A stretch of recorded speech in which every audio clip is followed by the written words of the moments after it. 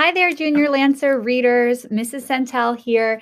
And today, what I'm going to do is I'm going to read you a chapter from this book, Mananaland by Pam Munoz Ryan. And so, what I'm going to try to do most Fridays, or maybe even every Friday, is a first chapter Friday. And I'm sure you probably get these in your ELA classes. But I wanted to kind of jump into and have an opportunity to share some of the books that we have in the media center, because I know right now, with everyone being at home and or even those of us who are in school, it's different from how it used to be, right? It used to be you could come to the media center and you could pick up the books and you could look at the covers and you could read the back and you could read the inside flap, right? But you could also read a few pages to see if a book is something that you would like. So I'm hoping to help you with that by doing a first chapter. And if you have a particular book that you're not, maybe you're interested in, but you're not sure if it's the right one for you and you want to hear a little bit of that book, send me an email and either I will read a few pages just for you, or maybe I'll make that the book that I do for my first chapter Friday. All right, so here we go, Mananaland. I'm going to read the inside synopsis just so you get the overall gist of what the story is about before I go into the first chapter. And Pam Munoz Ryan is a Newbery honoree. She is the author of, I'm not sure if you're familiar with it, the book Esperanza Rising. And it says here that she weaves an entrancing tale of courage and self-discovery. Maximiliano Cordoba loves stories. Especially the legend Buelo tells him about a mythical gatekeeper who can guide brave travelers on a journey into tomorrow. If Max could see tomorrow, he would know if he will make Santa Maria's celebrated football team and whether he'll ever meet his mother, who disappeared when he was a baby.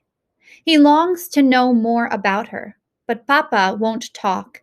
So when Max uncovers a buried family secret, involving an underground network of guardians who lead people fleeing danger to safety, he decides to seek answers on his own.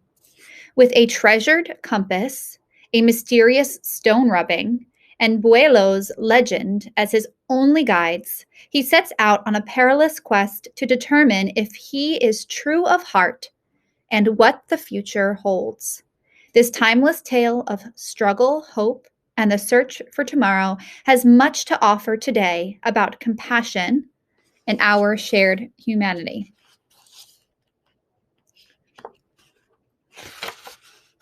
Mananaland, right? And that means yesterday land. Mañana, right? Or that tomorrow? I think it's yesterday. I'm not good at this. It's been a long time since I took Spanish. All right, so here we go. Yesterday. 1. Somewhere in the Americas, many years after Once Upon a Time, and long before Happily Ever After, a boy climbed the cobbled steps of an arched bridge in the tiny village of Santa Maria, in the country of the same name. He bounced a football on each stone ledge.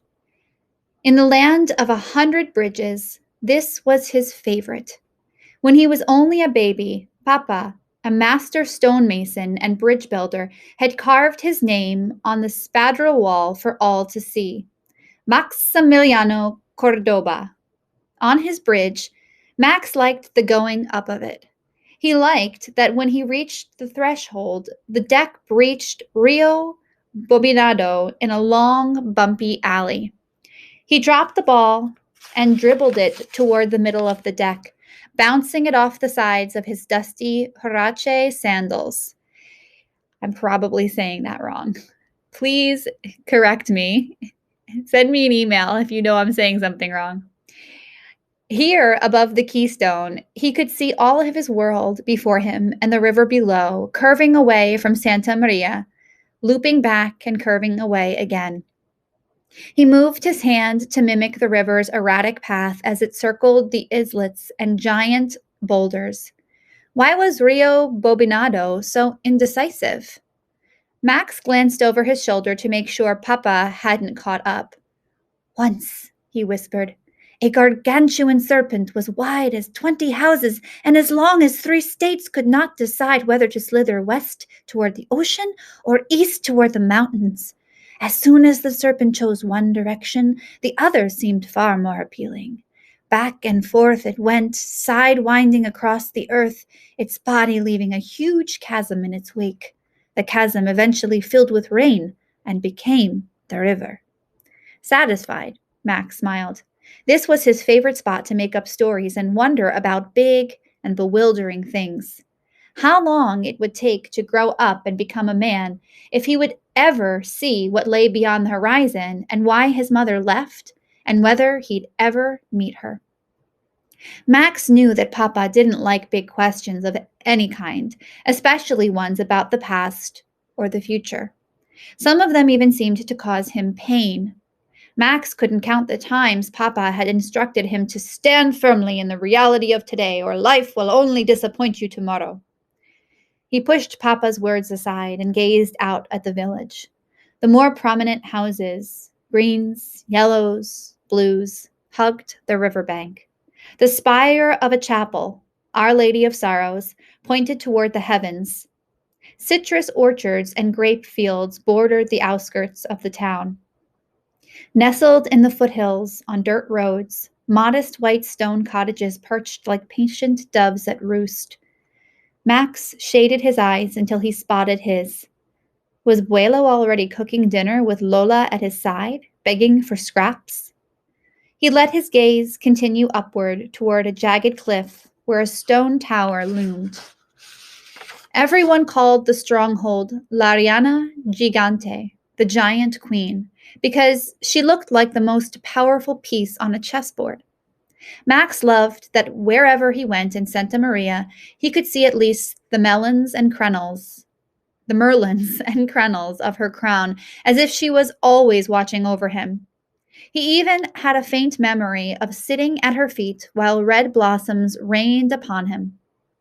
Had it been a dream?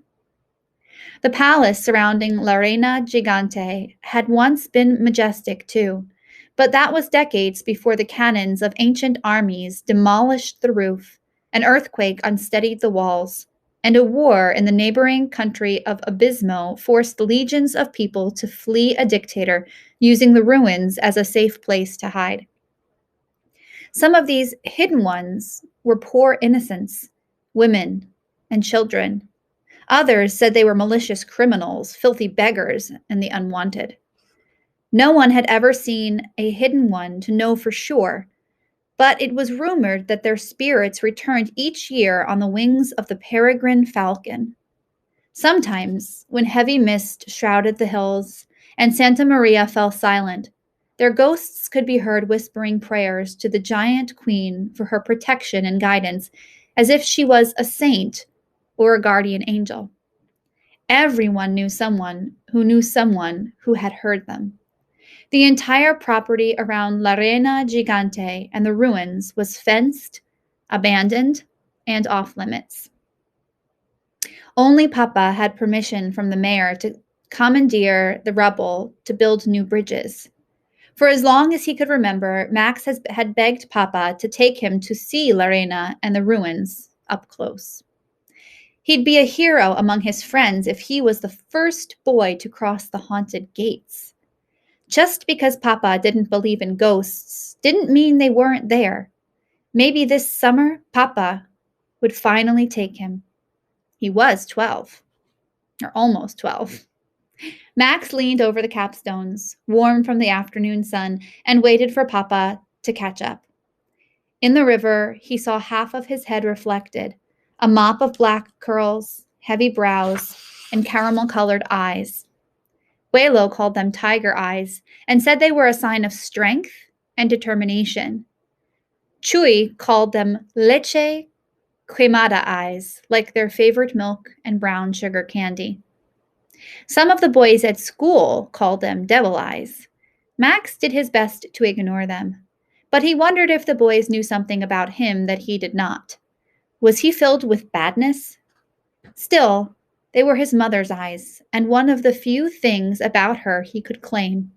That, and a tiny silver compass on a leather cord that once belonged to her.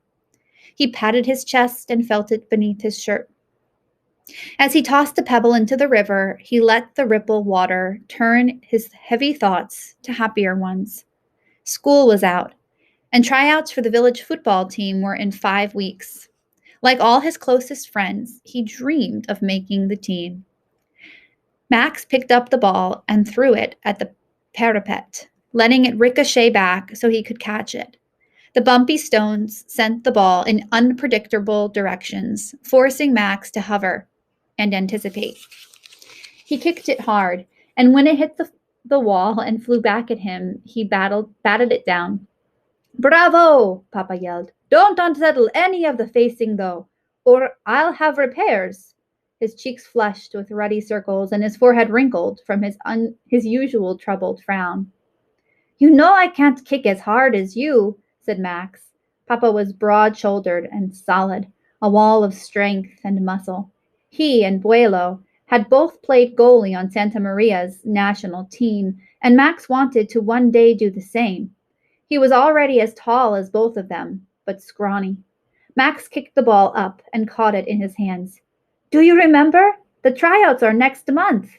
"It's hard to forget when you keep reminding me so often," Papa almost smiled. "I was wondering, my football shoes are nearly too small, and the toes will need wrapping soon. If I had a pair of volantes, the ones with the fancy wings on the side, I'd surely make the team." He looked at Papa hopefully. "Your shoes are fine for now, and expensive ones that we can't afford won't make you a better player. A world of disappointment comes from wishing for what you cannot." Before Papa could finish, a falcon swooped overhead, low enough that both he and Max ducked. His sickle-shaped wings were splayed and taut. The head and hooked bill stretched forward, bearing a white neck and speckled breast. They shaded their eyes, mesmerized by the silent flight. "It's so big," said Max as he caught a current and soared away. "Peregrine," said Papa, "a female that has come back to nest." Whose spirit did it bring on its wings? Wondered Max. "They say," he started, then thought better of repeating the superstition. "They say they come back to the same spot every year." Papa nodded. "It's true, but I haven't seen one that large for a long time, and it's a little late to nest. Others have already come and gone." He put an arm around Max's shoulder and hugged him to his side. "Let's go, Slowpoke." "Me? Slow?" Max quickly dribbled the football across the deck and called over his shoulder. "I'm going to meet Shui at the field, and I'll still beat you home because you have to stop and talk to everyone." "Come home right after. Buelo went fishing this morning, and dinner will be ready in an hour or so. I don't want to have to come looking." "Okay," Max yelled back. Papa had only recently allowed him to go to the field on his own. Max didn't want to give him a reason to take back the small freedom or upset him. Saturday was Papa's night out with his friends, and Max's night in with Buelo, and he wanted to keep it that way. By the time Max reached the bridge's landing, he felt as free as the soaring peregrine. Summer was the infinite sky before him. He had months to swim in the watering hole, play football with his friends, and get ready for tryouts. Tonight, he would go to sleep with a belly full of fish after an evening of trading stories with Buelo, fantastical tales about dragons and serpents or river monsters and trolls. He clutched the ball to his chest and jumped toward the bank, taking 2 steps at a time. On his bridge, he even liked the going down of it. So if you liked it, I actually have 2 copies of this book, so you can put it on hold, fill out the book request form, and decide whether it's something that I'll be delivering to your enrichment teacher or that you'll be picking up from curbside pickup, which I'm going to actually be expanding on and basically letting you come any day you want as long as you fill out the form and wait for me to send you an email saying that your book is ready and out on the cart for you to pick up. So if you have any questions, Always, you can send me an email at jsantel@livingston.org. I hope you guys have a great weekend, and I hope you are reading some awesome books. Thanks for listening.